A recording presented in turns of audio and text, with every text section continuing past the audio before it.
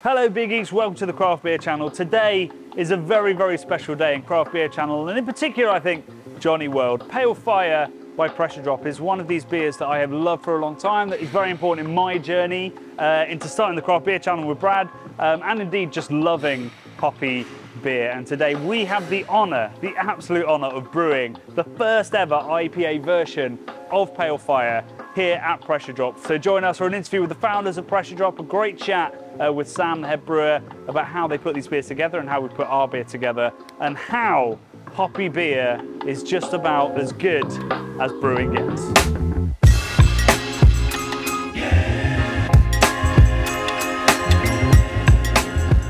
If you asked me which beer had the biggest impact on my tastes as a new beer drinker over a decade ago, I'd probably say Pressure Drop Pale Fire. It was one of the first UK beers to really display that overripe fruit character that's become the hallmark of a hazy, but at the time and today it retains the crisp, light body and refreshing bitterness of a Westie.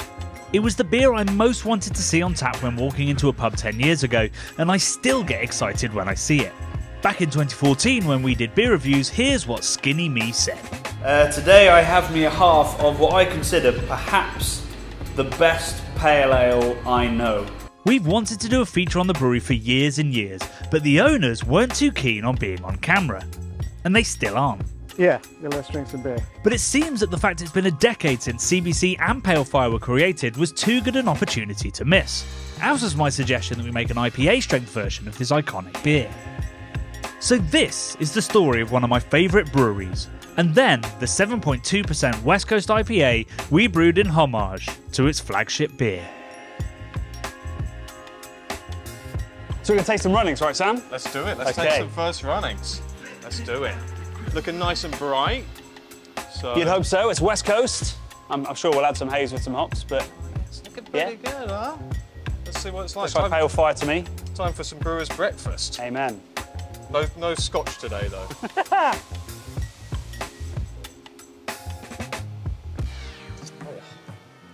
Sweet, grainy, caramelly, clean. Honey. Honey, loads of honey, yeah. We've got Marisotta as our base malt.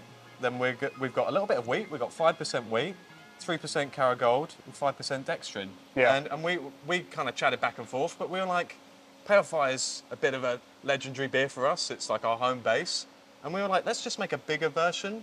Let's look at the sort of intricate things that you look at when you're making an IPA and make that translate from an APA to an IPA. And be true to Pale Fire, but make a bigger West Coasty sort of vibe. Yeah, just like Pale Fire, more of an Inferno, don't mess with what I think is genuinely one of the best American pales in the country. So why would we touch it too much? Thank you. You know? Well, we've done a lot of work on it. So I joined Pressure Drop about 5 years ago. And when I came into Pressure Drop, Pale Fire was having a little bit of a soul-searching period, I'd say. If you brew a beer for long enough, as a brewer, the chances are you're going to make little tweaks along the way, as I'm sure you know for all your home brewing and your collabs. And what can happen is you can get a flavour drift.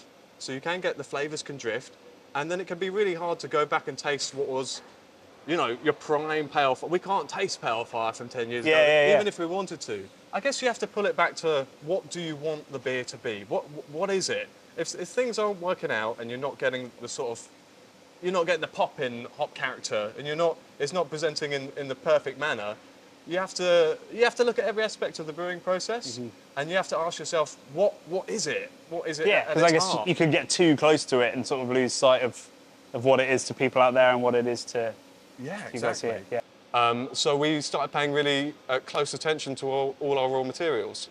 What we found is our hops, one of the hops out of the three at the time wasn't performing quite as well as we wanted it to.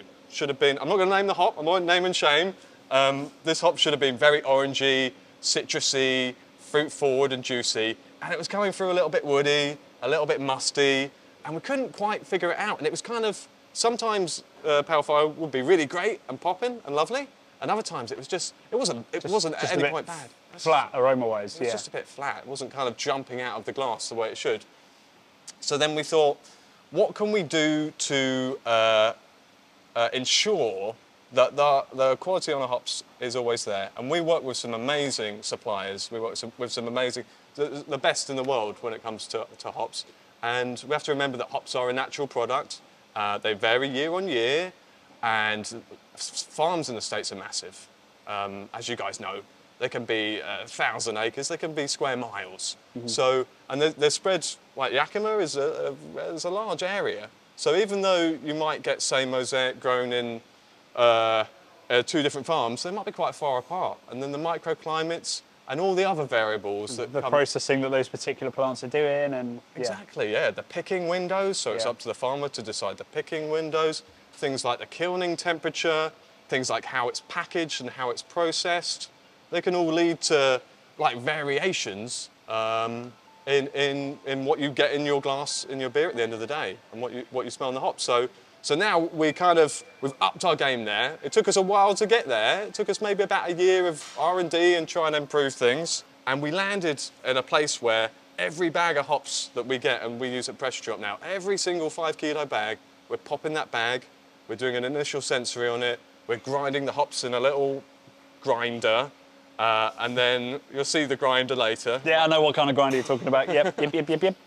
So we'll grind up the hops, and then we've got a little sensory form, and then we'll kind of, as a baseline, we want to know if that hop is popping, if it is where it should be, relative to the spectrum of what a given hop can be. Because sometimes you get mosaic that leaves more mango, sometimes it's a bit more dank, sometimes there's a bit more blueberry coming through, a bit more citrus. So we know that there's a spectrum, but we want to know if it's within our range and what particularly is presenting, and then from there you can decide what you use hot side, what you use cold side.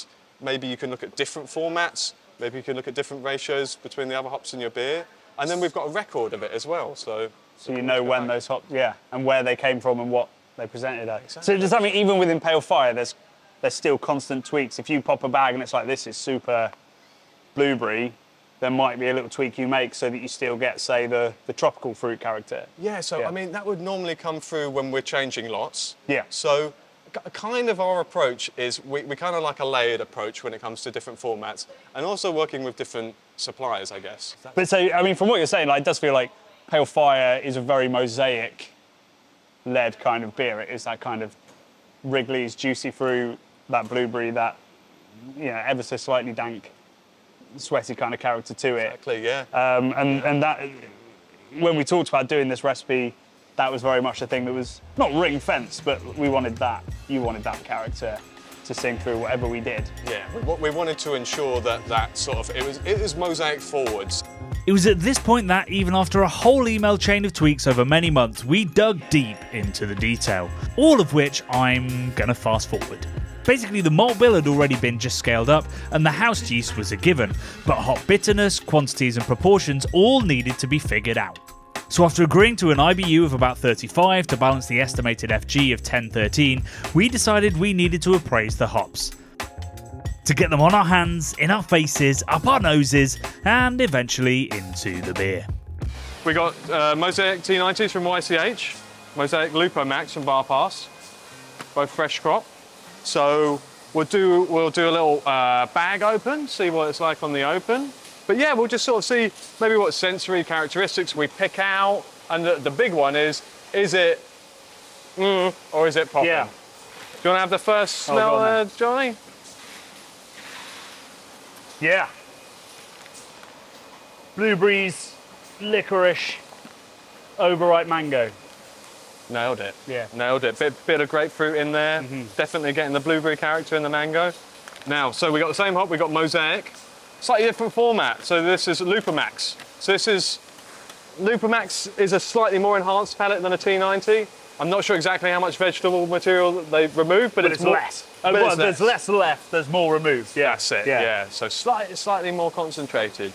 But obviously it's going to be from a different farm as well. Yeah. Same crop year, so different supplier, different producer, different Kind farm. of sweeter, a little bit less sort of dank and blueberry and a little bit more tropical. A little bit more tropical, yeah. Yeah. I mean, both have got like mosaic character, so that's a win straight away. They both mosaic, yeah. I mean, they're relatively close, I think. Yeah, yeah. They're not miles away from each other. I'm getting One thing I quite like in there is kind of a bit of a sherbety thing, almost like a lemon sherbet thing I sometimes get with mosaic. And there's a bit lemon candy kind of vibe. Yeah. Lemon candy and some grapefruit. The hop sniffing continued for quite a while as we decided how much of which product to put into the boil and the whirlpool. Eventually landing on T90s in the boil for more bite, and mostly Tropical Mosaic Lupo Max and Citra Mosaic Incognito in the whirlpool for their more juicy aromas. All the while the kettle was filling and coming to the boil, and Sam had his eye on a little break. I'll leave you to it, I'm going to have a cup of tea. I'll see you guys in a couple of hours. Let's press them all. So we started adding the hops as every alarm went off and hoping we were doing it in the right order. Before anyone could work out if we had, it was time to have a few beers with the founders Sam and Ben, affectionately referred to by the rest of the team as the Dads. Together we talked about the origins of the brewery and what it feels like to be just 11 years old but be regarded as a heritage brand. So of all the breweries we've had on the channel, it's possible that we have the longest friendship. So I remember meeting you, Ben, I think it was 2013, the first ever London Craft Beer Festival, or 2014 maybe the second one, and Pale Fire had been around for a little bit of time, and I came up to you and I said, I love this beer. And you said to me, we just got lucky. And I continue to call bullshit on that. But it would be great to hear, even though you've told this a million times, and I've heard it quite a few times, but the story of how Pressure Drop came to be. And also we're going to drink some beer while we do it. Yeah, let's drink some beer. So, yeah, Pressure Drop came to be, you know, in a garden shed. The cliched, starting small on a brew kit, just doing a couple a week and trying, you know, wanting to be part of this scene that was kind of happening in London, kind of 2012, that Olympic summer, you know. Colonel, Camden. Yeah, you know. Beavertown just about.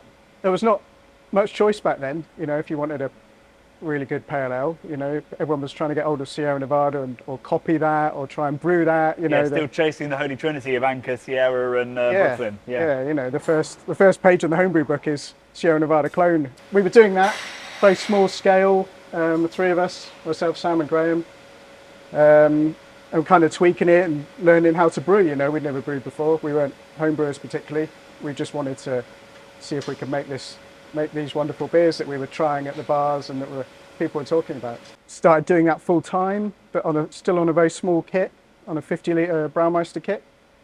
And we did about 400 or 500 beers on that kit, you know, double brewing and just still trying to tweak our techniques. And 400 or 500 beers? Yeah. So you three were getting together a lot to do we were doing it 5 days a week. Wow. Were we? Was it 5 days a week? Yeah, I think we had 6 months of doing it at least before we ever sold a beer. Yeah. Because with our first premises, we didn't really sell any beer out of that. We was kind of a lab. And, you know, we were all kind of leaving behind some kind of previous profession and all brought different skills to the table and wanting to try something new. And it just kind of happened a little bit spontaneously. You know, Graham had kind of asked me if I was interested in doing it, and he'd met Ben, and Ben had an engineering background. It all seemed to kind of fit together quite well. And we all had some time, you know, a little bit of money we could invest in it as well. Not a huge amount, but enough to get us going. So we spent, and we were quite sort of idealistic, I think, in terms of trying to achieve a good result. Because as Ben said, we didn't really have a background in brewing. We didn't really know what we were doing in terms of every aspect, like having a company, having a logo, all these things. You had to learn them, and that was all quite exciting. And obviously, brewing was the biggest part of that, and Pale Fire was the biggest focus of that, because it was kind of, or what became Pale Fire was the biggest focus, because that was the kind of platonic ideal beer that we wanted to drink the most of. Right. And we wanted to try to perfect it. Ben in particular and other people we've employed along the way have become much more qualified and accomplished at what they're doing. And we've become a more professional operation since then. But it was part of that particular time that there was a kind of amateurish, almost kind of punk rockish amateurishness to what was going on. And people were kind of like, you can just do this, you can start brewing beer and then you can commercialize it. And there was demand for it out there as well, because there was so little of it about. There were, you know, we created a Twitter account, and people were asking us if they could buy beer. And I don't think that would ever happen now.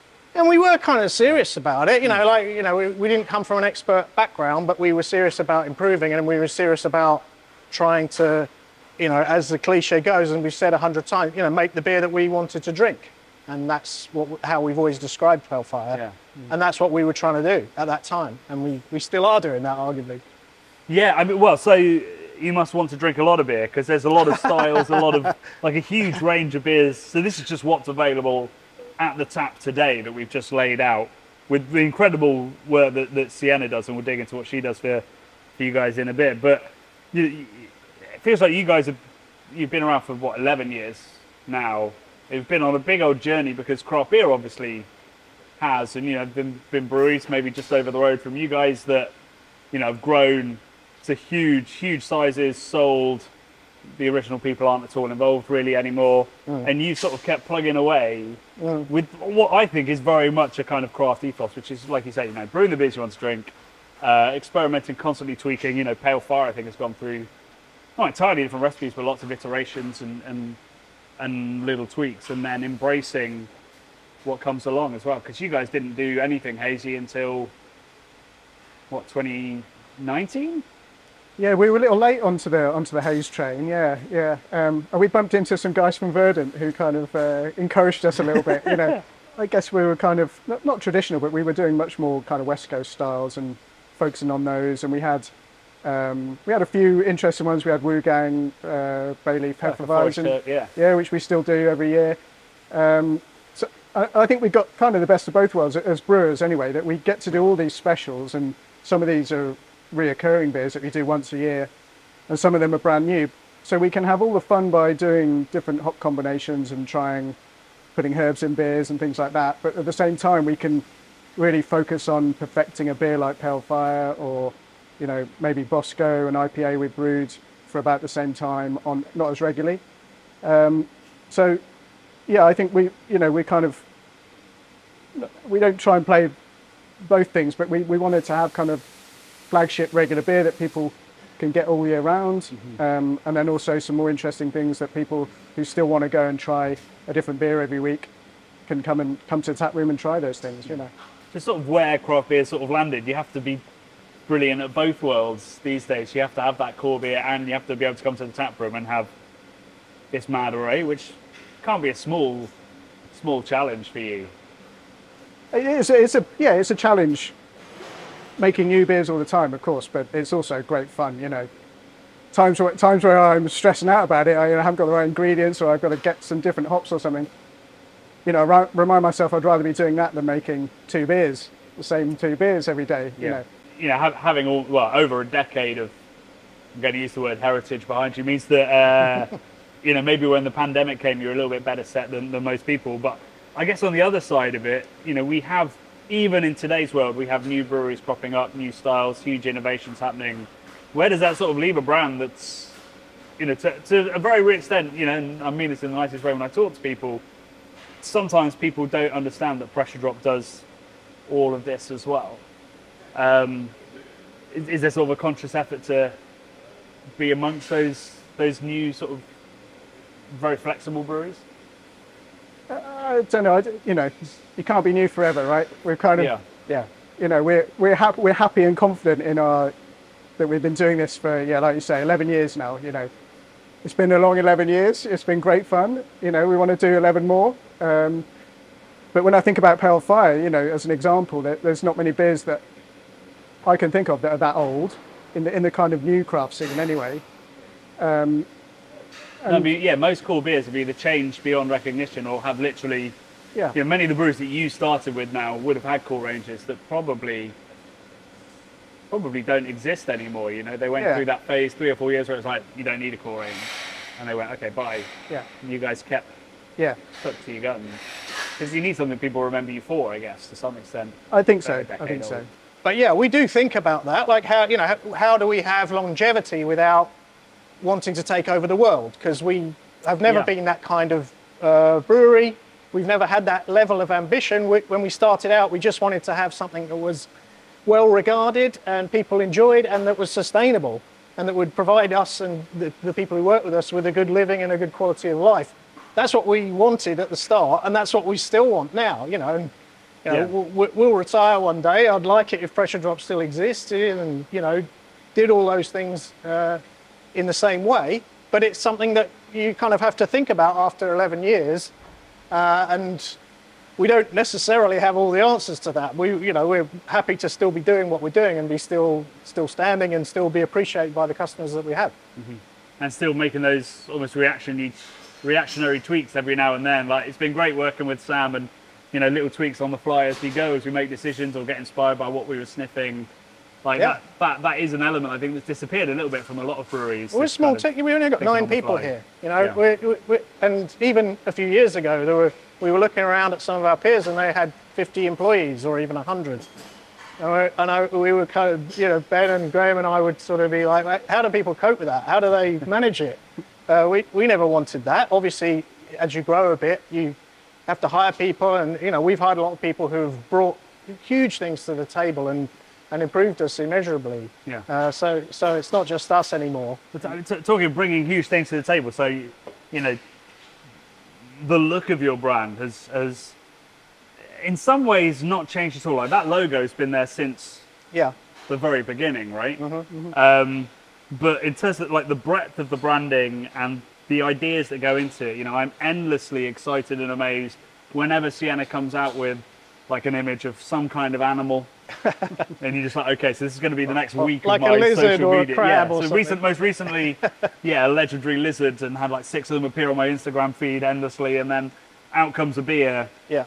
Is that sort of, you know, was that her brief when she joined? Was this like a, we love what you do, run with it? Well, yeah, Sienna initially joined on the sales side, and she's obviously very creative and artistic and got involved in the artistic side of things and the social media side of things from an early stage. It was initially Graham who did all the artwork for us, and he innovated the logo off the label as a kind of, you could have different images with that logo there, so you kind of had a distinct branding, but you could vary it a lot along the way. And Sienna's obviously picked that up and you know, gone a long way with it in terms of what she does and how she combines it. A really long way. Well, and how she combines it with the social media aspect, that, you know, you can have a whole campaign, have a bit of fun with people, and, you know, put teasers out about, you know, okay, what are they banging on about now? They're talking about lizards. Or you and I were talking earlier about this idea of like being an older brand, having some kind of heritage. There's none of that kind of conversation had in your cans or anything. It is, you know, I look at it and think that I'm too old to understand it, which is quite the accomplishment. Well, I'm too old as well. I'm older than you, aren't I? But you know, it feels really fresh, and it feels like, I don't know, like we look at the heritage brands of the US, such as Sierra Nevada. I mean, obviously 30 years older than you guys, but you know, there's very much a sort of a statement, a time stamp on these kind of brands to go, we were founded at this time when Sierra Nevada looked like it sort of does, and you guys have really progressed that brand like slowly and beautifully to the point where this looks as fresh as the beer that's in it. And I think that, you know, that's an incredible achievement for a brewery that's 11 years old. So today we're brewing one of a couple of beers that sort of survived the entire length of Pressure Drop's history, but definitely, so it's what, 30% of your volume somewhere? Yeah, maybe a little bit more. 35 maybe. Yeah. Maybe. And this beer is slightly evolved, but you've never done what I see as quite a cliche craft brewing thing, which is like you build a brand and then you do the double version, the triple version, maybe the session version. And when I suggested that we did like an IPA version of Pale Fire, you were like, oh yeah, I never thought of that. Why has that never come to you, that people might want, you know, the gorgeous mosaic led unhuman Pale Fire? Yeah, well, yeah, exactly. I mean, it's such a well-trodden path, and I brought a deeply unoriginal idea to a very original brewery. Yeah, I think maybe as it feels like there's a little bit of a rebound to kind of West Coast styles, maybe in some taste at the moment. So maybe we're thinking, you know, kind of the timing is right. Yeah. You know, you've got to wait these things out, you know, and it's taken 10 years, but now the time is right. Pressure Drop, finally cool again. Yeah, I mean, Pale Fire, honestly, is one of the most important beers in my craft beer journey. From that time that we met and I tried it, I remember leaving my job to move into beer full time. Went to the old fountain where the craft beer channel was actually founded, and they had Pale Fire on, and I drank 6 or 7 of those without leaving do.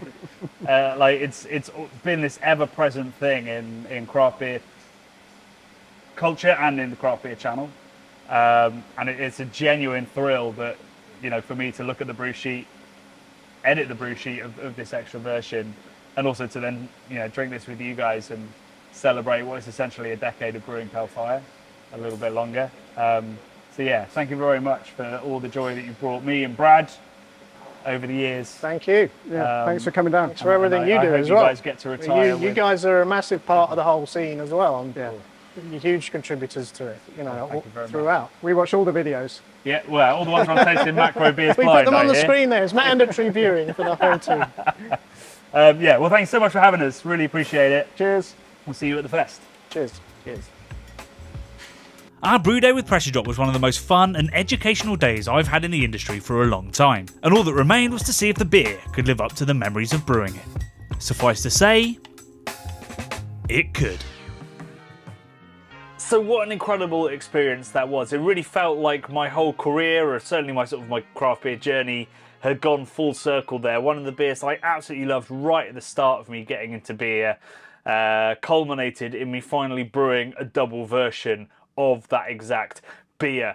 Love and Beer, the festival that we run for which that beer was brewed, has now happened. You can see some of the lovely sponsored stuff behind us. So I've actually tried this beer. I'm very excited to try it again because it was possibly my favourite on the day, and I think it's an absolutely world-class West Coast IPA. We'll see if it's the same in the can. It certainly was on draft. Quick shout out to Sienna for the label and the use of my truly absurd name, which comes from the book Pale Fire, which I now love. I didn't really know it particularly well beforehand. You can check out her art. I'll put a link in the descriptions box because she does sort of AI inspired art, and this is sort of almost an AI version of the original Pale Fire label. Enough about the label, enough. I mean, we've talked so much about the history of Pressure Drop and this incredible beer. Now we're going to get it into our brand new glassware, which you can buy on our web store, links below. This was the festival glassware. You'll notice it's got a taster boy level, a risky boy level, and a crispy boy level, and this beer falls somewhere in between, I would imagine, happily at 440 and happily as a crispy risky boy.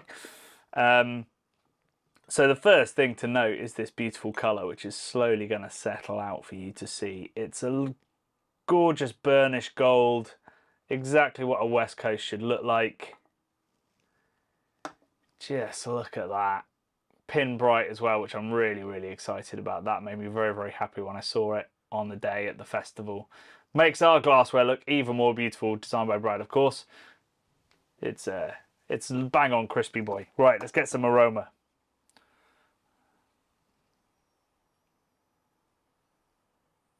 Yeah, blueberries and pine.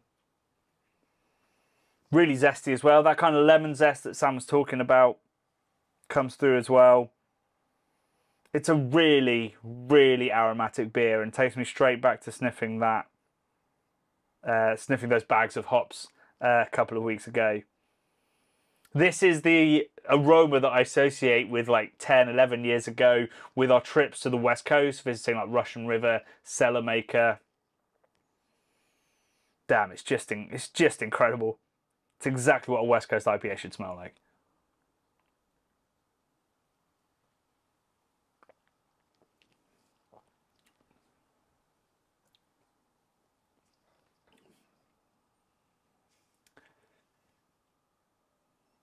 Cut. Now you'll know from our videos I'm not usually one for jump cuts, but I was a bit speechless there because it is so good.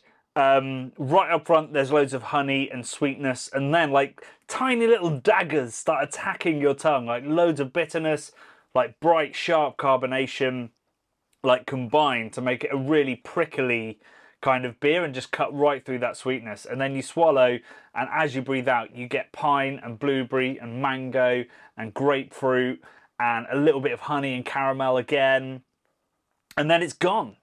It's absolutely gone, and you're just left with bitterness again. It's a real journey that this beer takes you on, like all great West Coast IPAs should do. That is what structure is. It's what great Pilsners do as well. You know, it's perfectly balanced. It's perfectly structured so that you go on a journey, unlike a lot of, well, to be honest, hazy IPAs, where essentially it starts big and just sort of fades away a little bit. This is, you know, the definition of a West Coast IPA. It's absolute perfection. The UK is not good at making West Coast IPAs. You know, we don't always get the best hops. We kind of stopped brewing West Coast beers. We didn't have, you know, 15, 20 years of making them like the Americans did. Hazy came along and cut us short just as we were getting good at them. And so there are only a few producers in the UK managing to make beer that tastes like it does on the West Coast. Pressure Drop are 100% one of them. That's why we were up for this. And this beer is possibly the best West Coast IPA I've had outside of America. Do I mean that? I think I mean that. I'm absolutely in love with this beer. If I was still on Untapped, it would be...